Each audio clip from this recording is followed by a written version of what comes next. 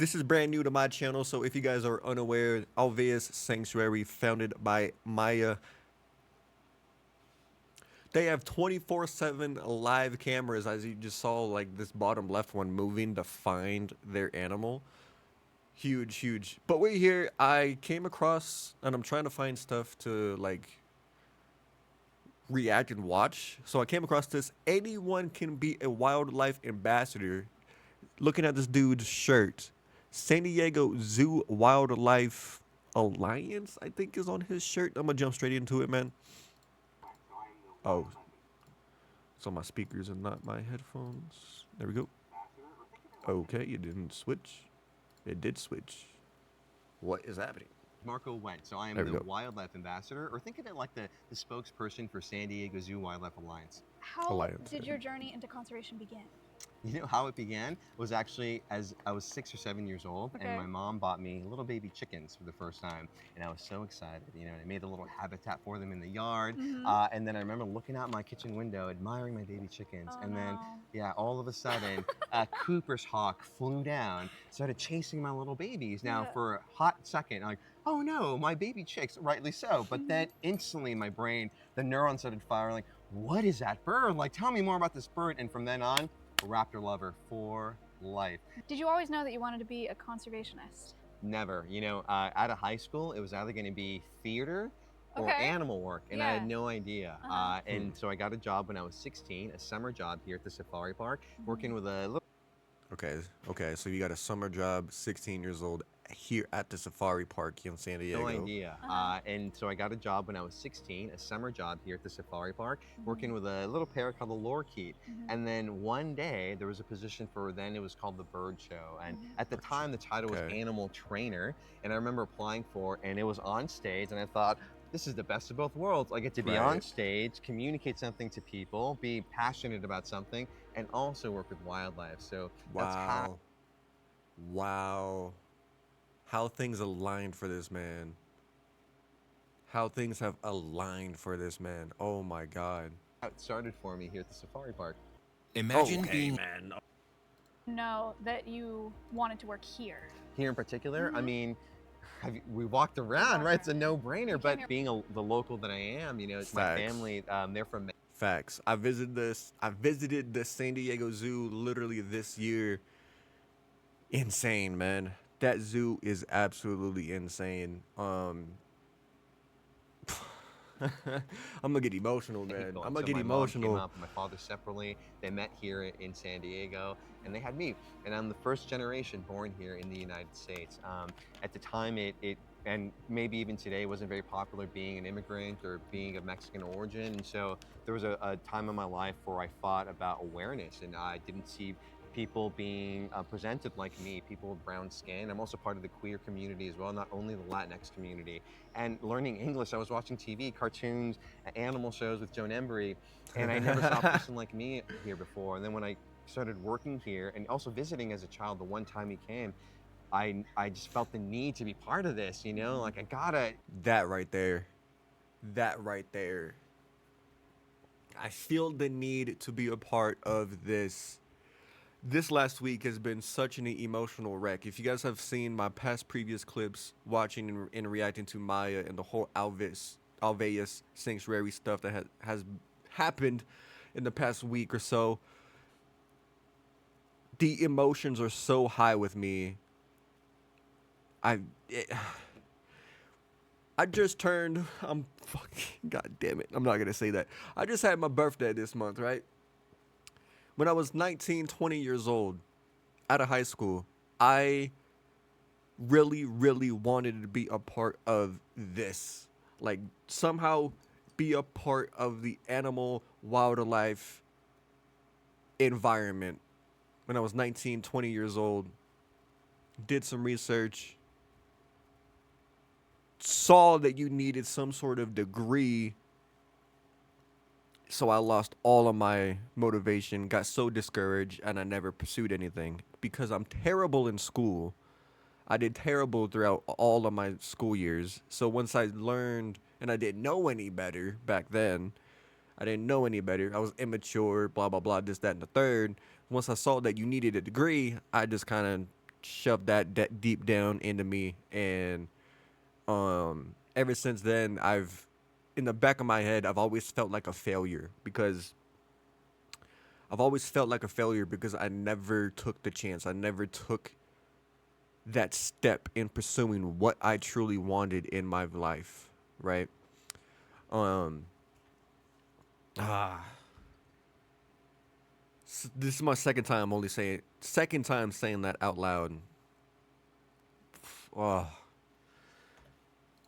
Somehow be part of this amazing roles that's happening out here. And at 16, working here just reminded me the importance of that diversity. And now going from animal training to working for the bird department to now being the spokesperson for this international organization, it's mind-blowing to me. And, I it's was saying amazing. earlier, one of the cartoons I was watching a It's lot was amazing. Captain Planet. I don't know if you know this or not, but it was a superhero like Superman, and Mm-hmm. his role was to protect the planet. But what was Mm-hmm. great for me as a kid, it was 5 kids from the world, and they had these rings. Not to get nerdy on you, but kids from Africa or Asia, and they had powers like earth, wind, and fire. And they had a Latin kid there, and I'd never seen a Latin kid being presented before. And his power was heart. And at first, I thought that's the lamest power. I want earth or fire, but I learned that his role was not only to communicate with animals, but also connect people with the importance of conservation. And now I use Captain Planet as my mantra that I need to be that representation for those queer kids, those brown kids, or all those underrepresented communities in these roles. So that's what I think about every time. So that's why I'm not leaving. I'm going to stay here and keep pushing that Captain Planet mantra. So you're living little Marco's dream. I think I am. Yeah, I really think I am. What does a day in your life look like as a spokesperson? Oh, every day is a little bit different. I absolutely love my role. All my skill sets are unique for me, and this job I can apply it to. And just to broaden that a little further, and to add a little more of my back history, I have ADHD, and I say that as a superpower. So for any kids who maybe identify with being part of the spectrum, I think they're superpowers. So for instance, I can absorb a lot of information from a large setting. Maybe I can't sit down and focus on one thing right away, but this is helping me in this role that I have. So one day I could be filming a TikTok and talking about English and Spanish words for kids about a tamandua, or maybe I'm with an influencer talking about birds for a conservation program or a podcast, or sometimes when I can, I go back to the bird department because there's just something to be said, friend, about coming to the park when the sun is rising, throwing on my uniform, just getting dirty and sweaty, and just remind myself how lucky I am in this role. So I am super lucky, and it's because I love what I do, and overall, just being a kind human being is what I tell people, especially when they're starting to work here. And where I'm at today, just putting out good energy and just being a good human being, and you're gonna do great. God, I would not be able to have these conversations, man. Right now, I would not be able to have these conversations. I want to cry because it just makes me so happy that there's people that are this passionate that are able to do it. You know what I mean? Because as I just mentioned, I didn't pursue it then. I didn't pursue it then. Mhm. How can nature help inspire us to be authentic to who we are? Oh, it brings out the best of us, right? Mhm. So I've done tours here for so many different people that again, it doesn't matter where you are on the planet, from people in government positions possibly, or underrepresented schools. All these things we put on, these statuses, these symbols, it all melts away. And I've had people just break down in tears just from maybe seeing a rhino for the first time in their lives, or seeing a little condor out of their egg, and just how precious that moment is. And it just No, man, we're so broke.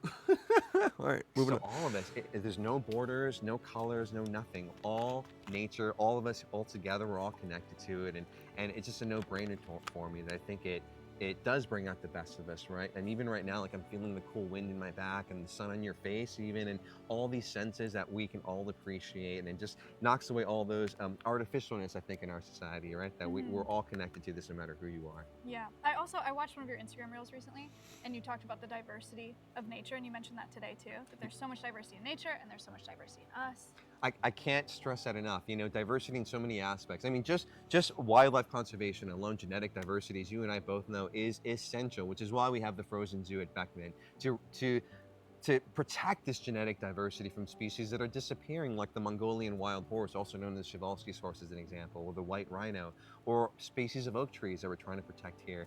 And as I said earlier, a healthy ecosystem is a diversity of plants, animals, and people like you and me. All people, all walks of life, diversity everywhere. It's the only beauty, I think, of this planet is diversity. I'm talking a turkey vulture just flew by.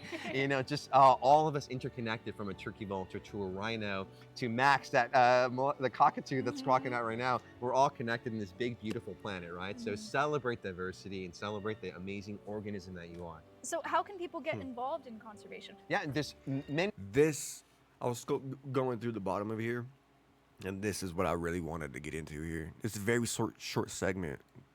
It's a very short segment. Celebrate the amazing organism that you are. So how can people get involved in conservation? Yeah, and there's many different ways, I think, depending how much time you want to invest. So, for instance, if you were asking me a little bit of the work that I do, this is a full-time job for me, but I also try and find moments where I can also add a little more. We don't have children, my husband and I, for instance, but I'm still part of the Big Brother program because I want to be a mentor, especially to those queer kids out there, that they know that they're part of our societies too, and again, representing diversity as well, that from any particular age, I don't care if you're 1 or 100, everyone can take part in conservation efforts. We have a wonderful volunteer program for people a little older in life that can take part. If you're younger in life, find those nonprofits, find what speaks to you, and volunteer. And you can start there and find out what motivates you, what your passions are. So with that being said, I was a little late to it, but I did volunteer for an animal sanctuary in my city. It's sort of out of the way, but it's like in the vicinity. I did apply to volunteer, and I got the email that I just am confirmed on the wait list for next year. I don't know how I feel about that, like being on a wait list, quote unquote wait list, but I did take the step to volunteer for that animal sanctuary. And of course, I'm not gonna set my hopes up too high for anything, but dude, it's gonna become a dream come true if I were able to secure that somehow, man, because again, as I mentioned, can start there, but really I think it's like honing in your love and your passion, whatever drives you, and use that, and then create a career of that, and you can really grow really big. And there's so many different things you can do here. You said that your husband's working in hardware, software? Yeah, computer work. Computer Yeah, work? so Okay. we have a program here that I'm part of our diversity, equity, and inclusion programs here as well. I'm part of that committee, again, to represent diversity. And so we bring in underrepresented communities of San Diego. So kids, my similar background, communities of color in particular, because I want them to know, like I realize too, that the zoo is for them also, right? The zoo and the safari park. So they come in and they get to learn all the different facets. Working at a zoo is like, it's like a big city. We have a mayor, a CEO, we have security, we have cooks, we have artists, we have a social media department, public relations, wildlife care staff, veterinarians, it can go on and on. And so the beauty of it, especially at the San Diego Zoo, because right, it's it's the like top 3 biggest zoos in the United States, right? So it is like my husband, he mentioned, he Insane. started off in zoology work, wildlife care like me. He also loves computers, which I know nothing about. And now he was able to move from wildlife care to computer work, and he loves it. And it just speaks to whatever your lot in life is, whatever impassions you, you can do so much. There's a friend of mine, by the way, you're a big fan of insects, and she would tell me a story when she was a kid. She would always look at spiders and bring them into her home, and her mom supported her in her passion for things. And now she's working in spider conservation at the San Diego Zoo, which is great for I didn't know you her. guys were doing spider. What would you say? I'm so broke.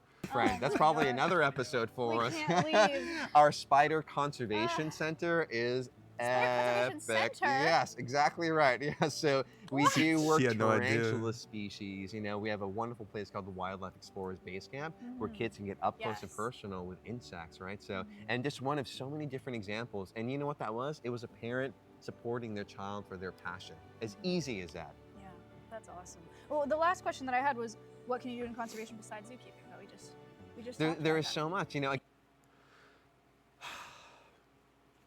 Get yourself together, lock in. Okay, she said, how can you get involved with conservation outside of keeping, right? We just There talked about is that. so much, again, Yeah. just Let me back up, That's sorry. awesome. Well, the last question that I had was, what can you do in conservation besides zookeeping? But we just There, talked there about is that. so much, again, Yeah. just stay motivated. So I think people get a little too tunnel focused, they don't see these opportunities and aspects. That was me at 19 and 20, man. That was me when I was 19 and 20. I was so tunnel visioned on just like one aspect of this world. I was so unknowledgeable. I was stupid. And I didn't know the how much was in In life. And I know it sounds super cheesy and I say it so much, but just find what you love, and that you're going to be so good in life if you can make a career out of that. And I can't stress this enough.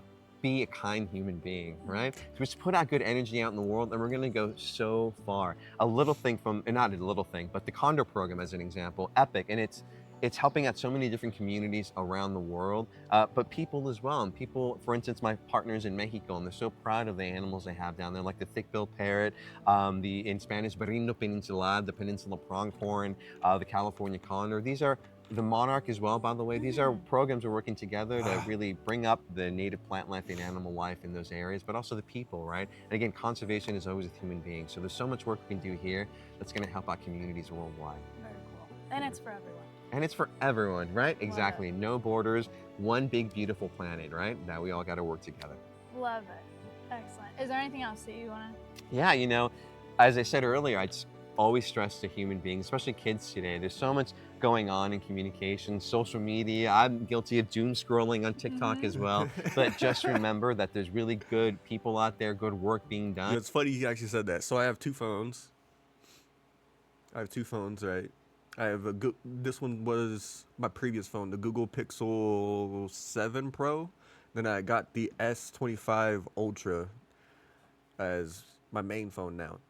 I have all of my social media on my old phone, my Google, and only on my main phone, I just have like my IRL program stuff for like live streaming and shit. Like so, when I'm out and about, like when I'm outside of my house, I'm not doom scrolling because I only have my main phone because I leave the phone And you with can the be a social part of media. that as well. Like, I leave the phone with the social media here at home. So when I'm out and about, I can't just stare at my phone, doom scroll. I'm present. You know what I mean? I'm present, and it's one of the better choices I've done because I've realized in the past couple of months since I've done that, since I started that, it's made a huge difference, man. I feel more connected. I feel so much more connected. I love the work that you're doing also, using your voice and communicating, inspiring communities around the world. And everyone can do that on every single day. A little thing we talked about earlier, palm oil, not buying this cookie versus that one because it's sustainable palm oil that you can do. So every day, people have an opportunity to impact the world in a positive way. So why not, Why not just be a good human being and change the world? As I Even when your room is as I look at this video, it is the July 12th. Yesterday on the 11th, Maya actually revisited the San Diego Zoo, and she's creating more content. So I will be watching that once that gets uploaded. Um, oh, dude, this is such a beautiful thing because it has re-sparked. Because I'm a different person from when I was 19, 20 years old. Such a different person. I've grown so much. I've learned so much. I'm not as egotistic or blind, or whatever you want to call it, when I was 19. Um, so much more open, so much more connected, so much more emotional. I'm gonna I'm gonna go after it in some sort of way, man. And I wish San Diego wasn't so expensive to live in because I would totally take a shot and I would totally take a shot and go volunteer at that zoo, then build that up into an actual job, from a job into a career. I so wish it wasn't so expensive to live in San Diego because I do not want a roommate. I know somebody is going to say, oh, just get a roommate. I do not want a roommate. I have my own place here. I'm alone, and it's the best thing that ever happened to me. I will never, ever go back into a roommate unless I absolutely freaking have to. Anyways, man, this is such a beautiful thing, and I'm gonna try and get more into this conversation, share the love and the passion that I do have for this, take in the knowledge, learn, output some of the knowledge, and it's just a beautiful thing. 20-minute video. This is insane. So if you are interested in this content, let's have a conversation down below. Let's do this, man. I'm so emotional because I feel like I'm reliving. I'm bringing back that spark that I had when I was 19 years old, and knowing that the dream is not dead. You know what I mean? Dream's not dead. It's never too late to get in the conversation, make something of it, do something with it, and run with it, man. You know? Ah! Thank you guys so much for watching. Everything will be okay in the end. If it is not, it is not the end, man. I just love you. Don't let that get to your head, but it's true.